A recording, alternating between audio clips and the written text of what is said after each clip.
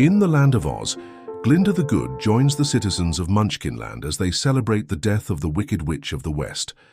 A child asks Glinda why wickedness happens, and she reflects on the question by discussing the witch's backstory.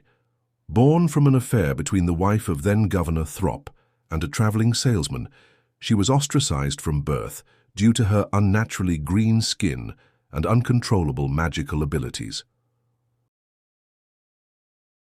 When asked if she and the witch were friends, Glinda reveals that they knew each other and explains their past.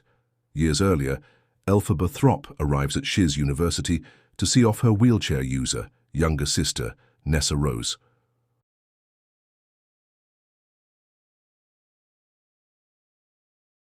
Following an unintentional release of her powers, Madame Morrible, Shiz's Dean of Sorcery Studies, offers to enroll Elphaba and privately tutor her in sorcery. Elphaba accepts in the hopes that it will allow her to meet Oz's ruler, the wizard, and be de-greenified. To her discontent, she is forced to room with bubbly Glinda Upland. The two clash constantly.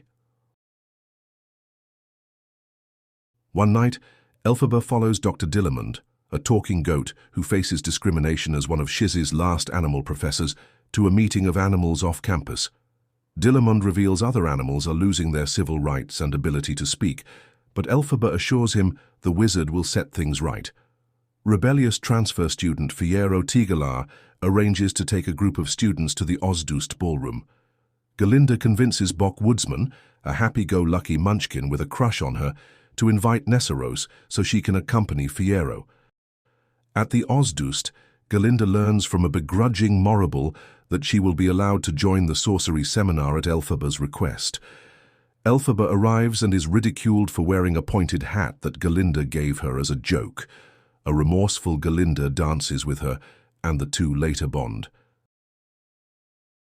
Dillamond announces that animals are no longer allowed to teach at Shiz and is forcefully removed from his classroom. His replacement, the unscrupulous Professor Nicodic, demonstrates a new contraption, a cage, with a frightened lion cub enclosed within, designed to prevent animals from learning to speak. A frustrated Elphaba releases her magic and spins poppy dust over the room, putting everyone except herself and Fiyero to sleep. They escape campus and release the cub into the forest. After sharing a moment, Elphaba laments that Fiyero prefers Glinda over her. Elphaba receives an invitation to meet the wizard, who has heard of her powers from Morrible.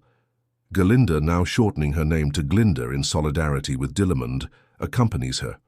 They ride a train to Oz's capital, the Emerald City, where they affirm their friendship while sightseeing. After being introduced to the wizard, Elphaba says she wishes to help the animals instead of changing her skin color. Morrible arrives to witness Elphaba and the wizard's first meeting, and the two encourage Elphaba to cast a spell from the sacred Grimoire spellbook. She casts a levitation spell that makes the wizard's monkey guards painfully sprout wings, allowing the delighted wizard and Morrible to use them as spies. Elphaba realizes that they are the ones behind the persecution of the animals, and that the wizard is a fraud with no magical power. Horrified, Elphaba steals the Grimoire and flees. Glinda follows Elphaba and implores her to reconcile with Morrible and the wizard, but Elphaba decides to stop their plans. She bids an emotional farewell to Glinda, who supports her but is apprehended by guards. Elphaba repeats the levitation spell on a broom and escapes the Emerald City. As Morrible warns Oz that Elphaba is a wicked witch, Fiyero leaves Shiz on horseback amidst a mass evacuation, and Governor Throp suffers a heart attack after he and Nessaros receive the news. Elphaba flies west, leaving Glinda behind.